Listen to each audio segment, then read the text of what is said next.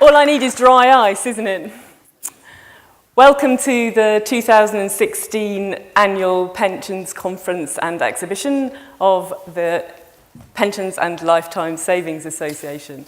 And welcome to Liverpool, a city that itself is no stranger to invention and reinvention. The Liverpool Royal Philharmonic Orchestra is, I am told, the oldest orchestra in the UK. And yet Liverpool is the place that reinvented American rock and roll to create Merseybeat, the start of Britain's huge contribution to pop culture. I'm told that the first steam train ran from Liverpool to Manchester, and that Liverpool also pioneered the first electric trains. And if you're not interested in trains, then closer to home, Liverpool is also the home of the first financial derivatives, the first Institute of Accountants, and the first modern office building. So it's the right place to talk about reinvention. As I reflect back on my first year as chair of this association, I've reflected that my thoughts on my calls on what might be reinvented were a little out.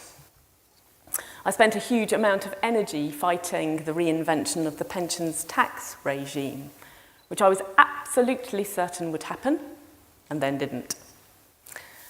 And I spent no energy at all thinking about the reinvention of Europe. Clearly, Brexit wasn't going to happen, and now it most definitely will, although how, none of us yet know. In fact, I was so sure that Brexit wouldn't happen, I booked a week's holiday after the vote. Instead of spending the week trotting around the Yorkshire Dales after my oblivious, happy German dog, I actually spent a lot of time on the phone to rather less happy human beings in Britain worrying about funding levels. So I'm going to be a little bit more careful about how I plan my holidays in future. I'm not going to America next month. I'm not going to France in May or June next year, and I probably will never go to Germany again. So it's been yet another year of political and economic uncertainty. Another year where we in the pensions industry are forced to look at how we do things differently. And one of the things in this conference that we're going to be looking at differently is DB. The direct and indirect impacts of the decision to leave the European Union has meant month-on-month reporting of record deficits. Now, I'm never sure that the people that report on deficits actually understand what one is or what sort of deficit it is they're talking about, but nevertheless they make alarming headlines. And with BHS and Tata on the front pages of national papers, the UK population is becoming aware that DB pension schemes are huge corporate issues, as well as issues of national importance. So it's high time that we dragged the ostrich head out of the sand and took a good look at the problems facing DB. And I'm looking forward tomorrow to hearing from Ashok Gupta, who is chairing our DB task force and is going to talk about the real problems facing DB pensions. Thousands of people are making lifetime savings for the first time in automatic enrolment. It's reinvented savings habits. And there's another invention that come along with automatic enrolment, which is pushing the boundaries of pensions provision as we know it, and that's master trusts. Now, master trusts have actually been around for decades, but the new breed of master trust, which is helping us roll out automatic enrolment, is certainly going to shape the 2017 review of automatic enrolment, something else we're going to be talking about in the conference. With the new master trusts comes a need to look at regulation again. Regulation that will need to adapt to cope with the new risks and also the benefits of these new master trusts. One of the things that the regulator is focusing on when it comes to master trusts is that of governance. Now, governance is something that we at the PLSA have promoted for a very long time. It's the foundation of what we do, and good governance is the success on which a pension fund is built. We need the right people, the right resources, and the right incentives to give us a chance of delivering great pensions. Poor quality governance is almost certainly likely to cause failure. In 2005, Joanne wrote a paper which she called Pension Scheme Governance Fit for the 21st Century. In that paper, she focused on the need for scale and for skills and effectiveness to run pension schemes properly. Now, not all, but many smaller schemes and employers struggle with the governance necessary to run a good pension scheme today. And not all, but many trustees lack the skills they need to produce the very best results for their members. So sadly, 11 years later, in 2016, the points Joanne made in that paper are still relevant today as we answer the pension regulator's consultation on 21st century trusteeship and governance. While I'm on governance, there's another aspect of it that I'd really like to draw out whilst I'm on stage in front of you, and that's diversity. Liverpool is a place that founded the first high school for girls, so this seems the right place to do it. Because another relic of the 20th century is that most of our trustee boards, IGCs, and frankly pension scheme management too, are white, middle class, and male. I'm going to pause there because I can just feel the defensiveness coming from out there in the darkness. There was a surprising amount of noise when I was made the first female chair of this association.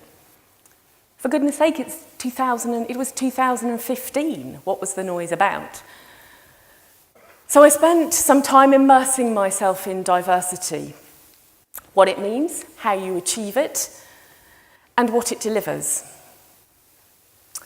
And I was surprised to find that I'm as guilty as anyone of avoiding or even continuing the lack of diversity with my unconscious bias and my learned ability to work in a male-dominated world.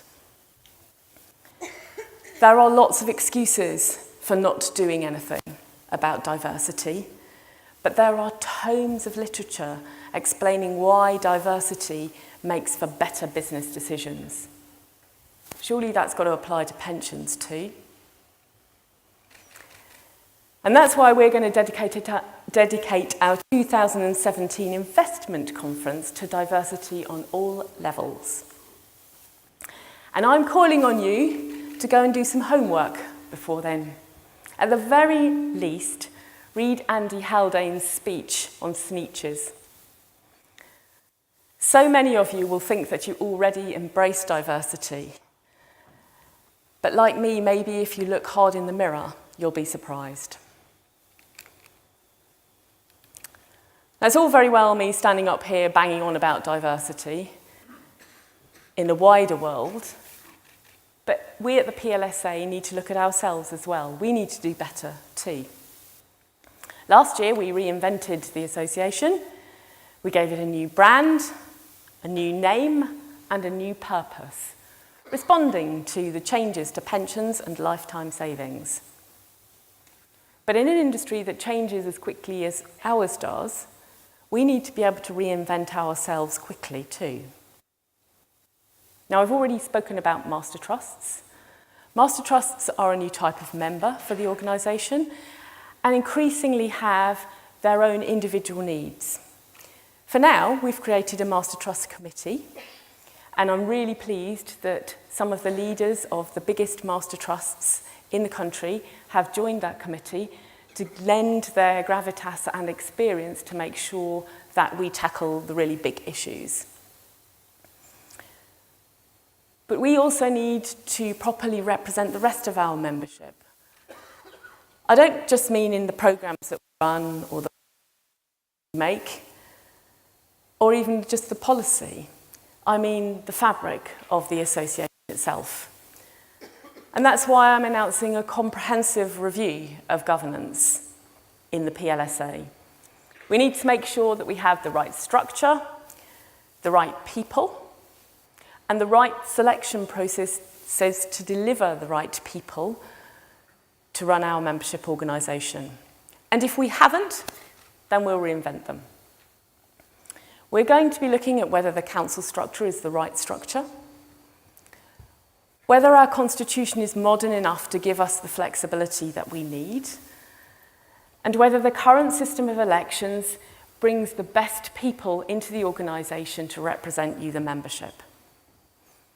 We will, of course, be consulting with you about what we're going to do, but it is an opportunity to make the PLSA a truly 21st century organisation.